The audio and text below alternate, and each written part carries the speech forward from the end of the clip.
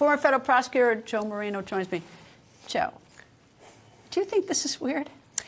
If Joe Biden had said, get me someone who will spend years conducting something that looks like a legitimate investigation, but in fact stonewalls, sabotages, and does everything he could to basically defend the people he's supposed to be investigating, that would be David Weiss. I mean, it is absolutely ridiculous. What does he get out of this? I mean, to me, it looks like I don't want to be unkind, but it's at best, it looks stupid. Well, I mean, if he really did have unfettered prosecutorial discretion for the last 5 years, right?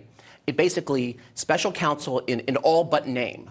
Well, then why did he need to get special counsel, recognition just 2 months ago? I mean, if he already had that ability. But that's for almost the additional charges. I mean, there was nothing to prevent him last October when he said, we're not going to do anything. There was nothing to prevent him from doing it then. Yeah, no, that's right. Look, I mean, there are so many reasons to question what he's been doing. Here's one example. September of last year, right, IRS investigators finally get authorization to interview Jim Biden, right, the president's brother. And they are told, you cannot ask anything about the president's knowledge or involvement in these issues. Why? Why? Why? That's why.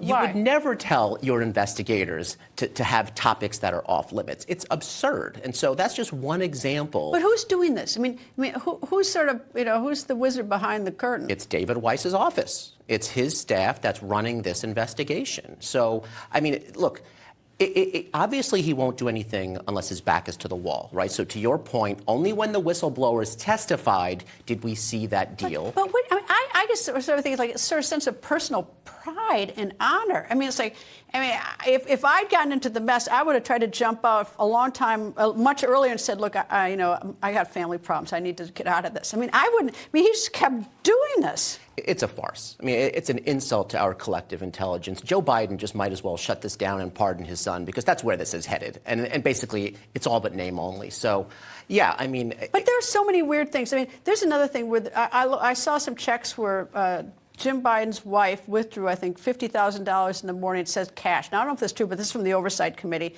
And then later in the afternoon, she deposits it in another account, a personal. Went from a business to a personal. I'm thinking to myself, who walks around with $50,000 in cash? If you're at the bank withdrawing the $50,000, you're going to put it into another account, you do it right then. I mean, unless the Oversight Committee's got, phony facts or fake news. I mean, to that point, all this talk about gun charges, that's small potatoes. I mean, the whole point is that Hunter Biden was the conduit which through millions of dollars from foreign sources from Ukraine and China flowed to the Biden family. And so the fact that he couldn't even keep a gun charge deal together.